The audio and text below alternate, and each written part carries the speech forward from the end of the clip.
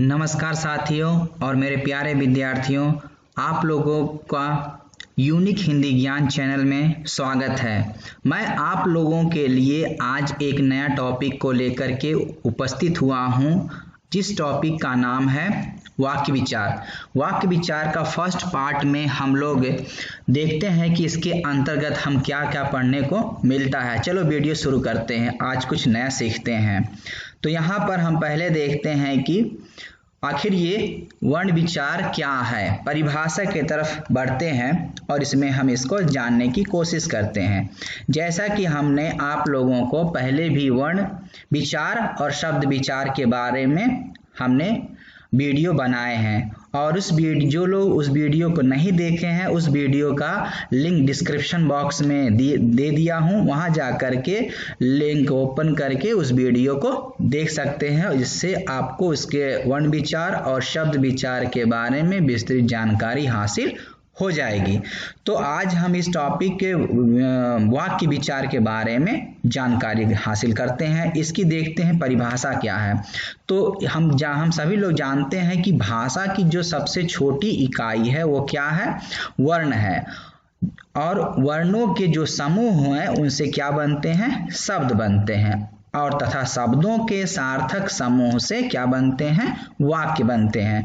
अब हम इसे उदाहरण के तौर से एक एक करके समझने की कोशिश करते हैं। देखते हैं यहाँ पर पहला एग्जाम्पल में दे दिया है कि लड़का क्या कर रहा है, फुटबॉल खेल रहा है। यहाँ एक जो है एक सेंटेंस है, और दूसरा में देखते हैं कि क्या कर रहा है कि सुशील पौधा लगा रहा है। अब इसके आगे हम देखते हैं कि और दो एग्जाम्पल से देखते हैं क्या है कि यहाँ पर घोड़ा दौड़ रहा है और गाय घास चर रही है।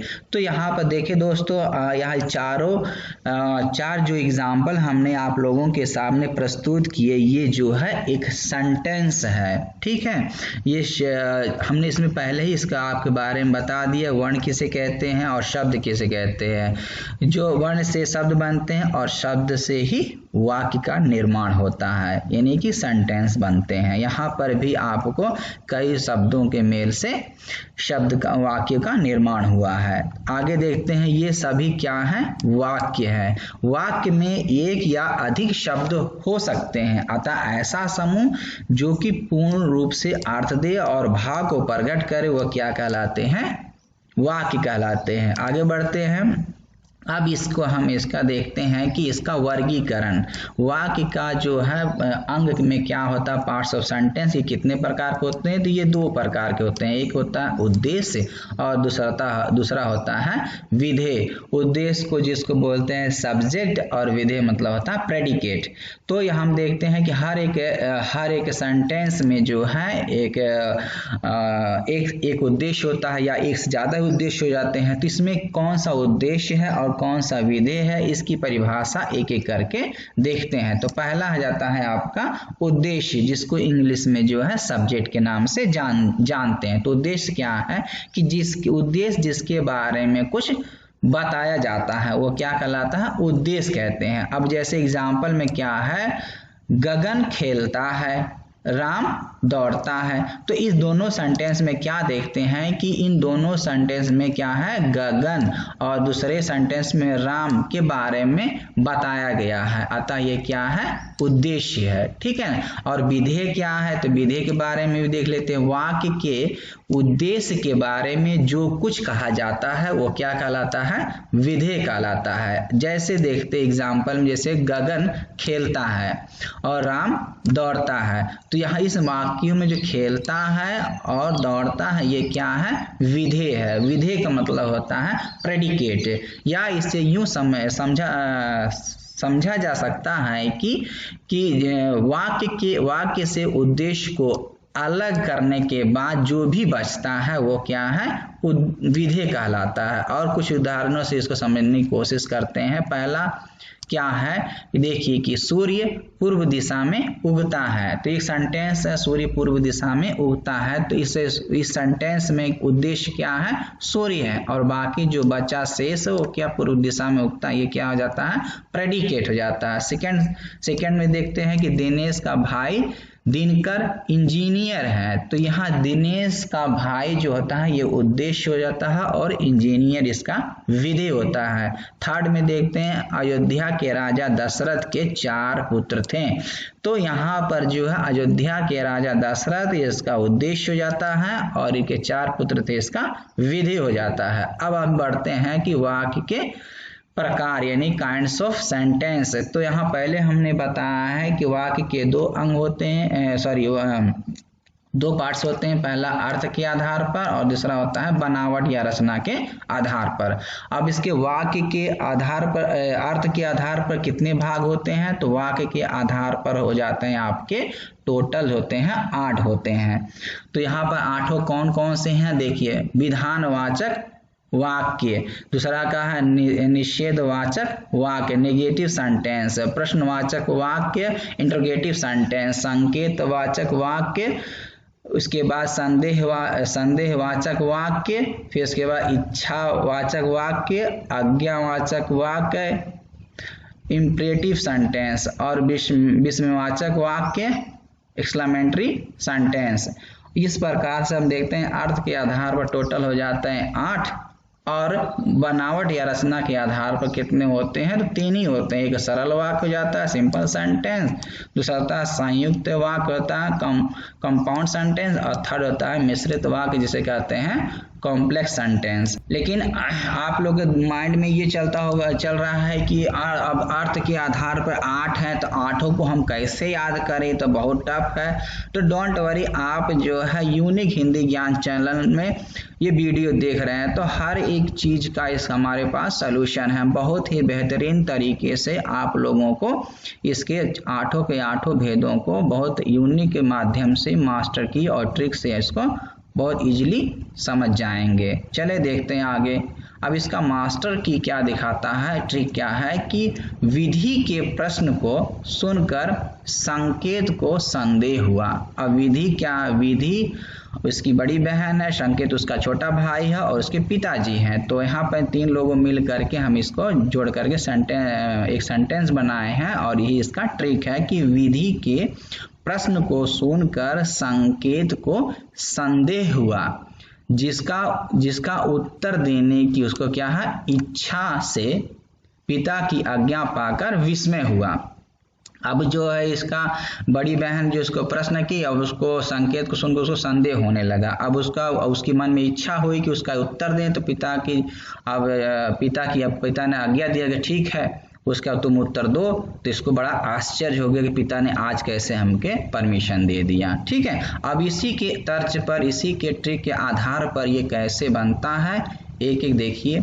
अब ये जो होता है वी से हो जाता है विधानवाचक वाक्य, नि से निषेधवाचक वाक्य। अब यहाँ जब प्रश्न हो जाता है प्रश्नवाचक वाक्य, संकेत से संकेतवाचक वाक्य, संदेह से संदेहवाचक वाक्य, इच्छा से इच्छावाचक वाक्य, आज्ञा से आज्ञावाचक वाक्य हो जाता है और विस्मय से विस्मयवाचक वाक्य। तो देखिए दोस्तों, आप लोगों के सामने बहुत ही यूनिक तरीके से हमने इसके भेदों को याद कराने के लिए ये ट्रिक को यूज किया है। अब आगे बढ़ते हैं।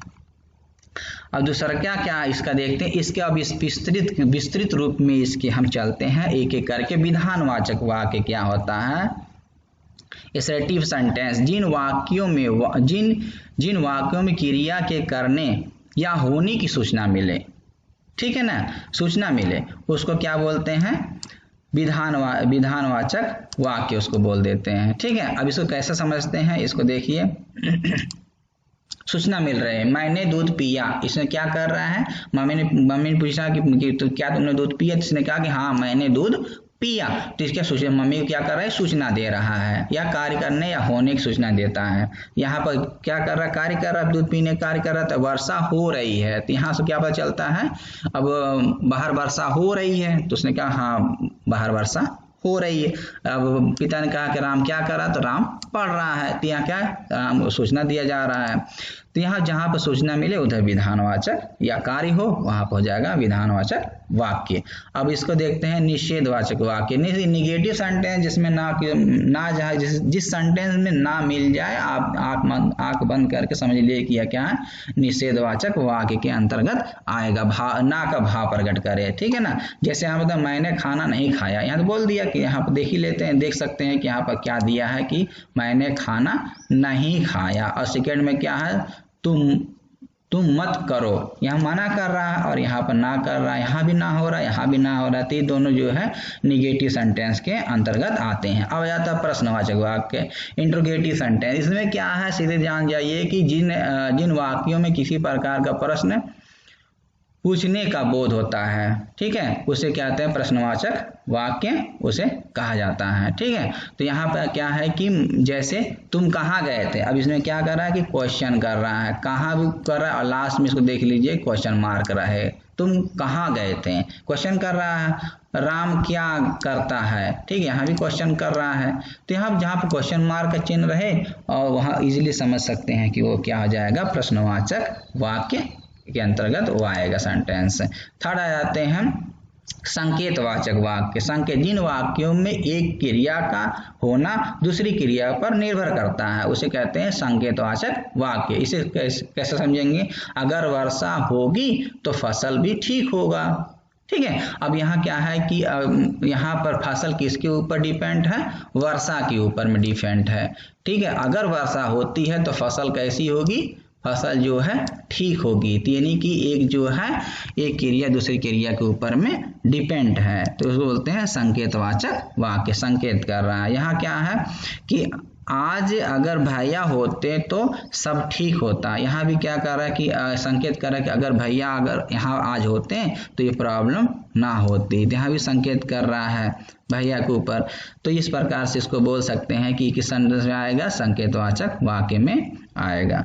थर्ड, उसके बाद फिफ्थ देखते हैं संदेह या डाउट फील कर रहा है। यहाँ के जिन वाक्यों में संदेह या संभावना व्यक्त होती है उन्हें संदेहवाचक वाक्य कहते हैं। अब जैसे कह दिया कि आज वर्षा होगी या हो सकती है, इसको डाउट है, संदेह है, आज वर्षा होगी या हो सकती है। हो सकता है कि वह सेकेंड सेंटेंस में क्या हो सकता है कि वह आज स्कूल आए, या डाउट फील कर रहा है, हो सकता है। यहाँ कह रहा है कि होगी या हो सकती है, क्लियर नहीं है, संदेह है, तो यहाँ पर हो जाएगा संदेहवाचक वाक्य। अब इच्छा क्या है, इच्छावाचक वाक्य। तो यहाँ पर जिन वाक्यों में इच्छा हो, चाहे आशीष हो या शुभकामनाएं हो, इसमें क्या हो, इच्छावाचक। जो इच्छा डिसायर्स है, यहाँ पर कैसे बनता, भगवान तुमको आपको लंबी उम्र दे, इसकी इच्छा है कि आपकी जो उम्र है परमेश्वर क्या करे, आपकी लंबी उम्र प्रदान करे। आज मैं जमकर खाऊंगा, तो इसकी क्या इच्छा हो रही है कि मैं जमकर खाऊंगा। आगे आज्ञावाचक वाक्य। आज्ञावाचक वाक्य में क्या है, आज्ञावाचक वाक्य में क्या, जिन वाक्यों में आज्ञा हो, प्रार्थना का बोध होता है उन्हें आज्ञावाचक वाक्य कहते हैं, ठीक है। अब यहाँ पर क्या होता है देख लीजिए, यहाँ पर क्या है कि यहाँ पर बात हो रही है कि एक गिलास पानी लाओ। अब क्या कर रहा है, आर्डर दे रहा है, ठीक है, इंपरेटिव सेंटेंस है। तो क्या कर रहा है कि एक गिलास पानी लाओ, खड़े हो जाओ, यहाँ भी ऑर्डर हो रहा है, आज्ञा दे रहा है।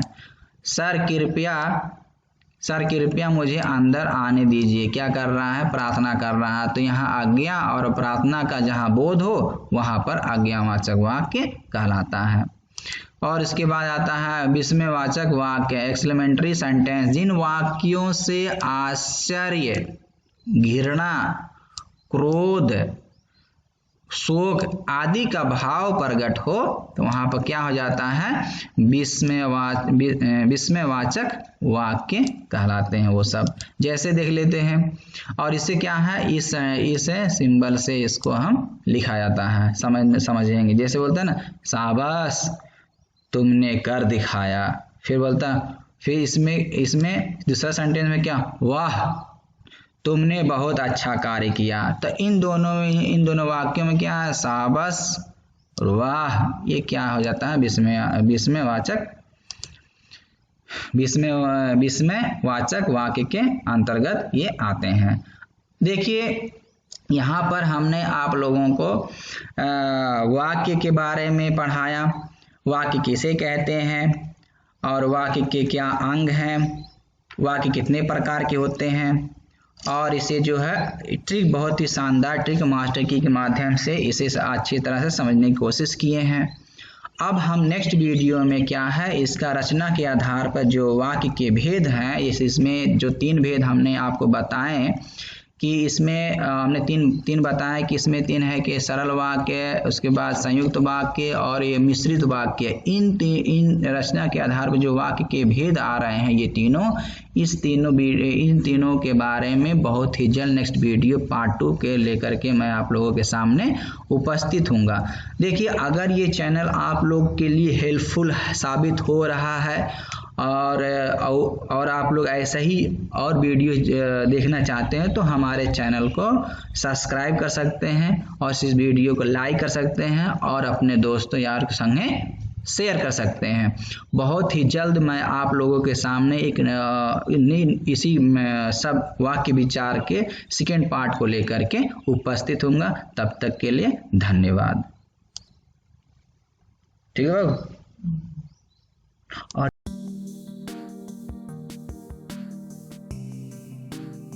Hey there. Subscribe to my channel. And also press this bell icon. So you never miss any new updates, cause whenever we upload new video you will get a notification on your phone.